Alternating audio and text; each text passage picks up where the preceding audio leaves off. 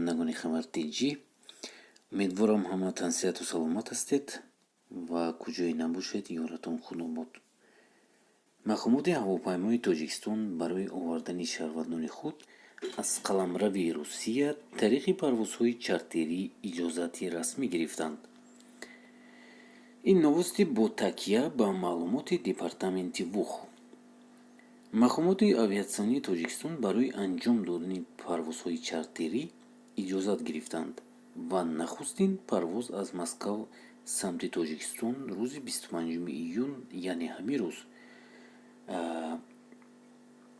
парвоз мекунад ва дар хабарнома манбеъ тавзеҳ медиҳад, ки махмуди Русия ҳамчунин ба мувофиқа расиданд, ки ҳавопаймои Тоҷик Эйр ва Сомон Эйр низ шаҳрвандони Русияро аз Тоҷикистон ба ватанашон интиқол медиҳад. зимнан ВУХ таъқид намудааст, ки рӯйхати шаҳрвандони Русия аз ҷониби сафорати ин кишвар дар Тоҷикистон ба ширкатҳои ҳавопаймоӣ пешниҳод карда мешавад.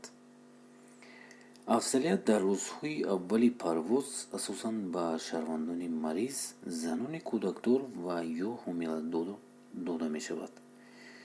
гузашта аз ин бартарият ба нафароне дода мешавад, ки тариқи кори расмияшон ба Русия рафта он ҷо дармондаанд. ёдовар мешавем, ки дар пасманзари авҷи маризи коронавирус аскар давлатҳо равобити ҳавоиро бастанд. парвозҳо танҳо барои интиқоли бору кӯмакҳои башардӯстона анҷом дода мешуданд.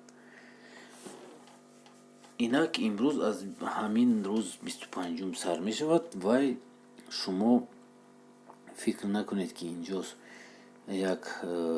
як то ду рейс намешавад. рейсҳои асосӣ сар мешавад аз 15 июл. бародарон, метавонед билет харид ба ҳазур аз 15 июл сар мекунед рафтанро, вале фикр кунам то охири ин моҳ ҳам самолётҳои чартерӣ ҳастанд, вале намедонем нархҳояш чанд сум. дар ягон ҷо навистагӣ нест нархи билет чанд сум, ҳеҷ кас намедонад тозӣ, ва ё худошон маълумот медиҳанд, Сомон Эйр ва Тоҷик Эйр. ман ҳаракат мекунам нархи билетро фаҳмам, бачаҳо, боз як видео мекунам барои шумо.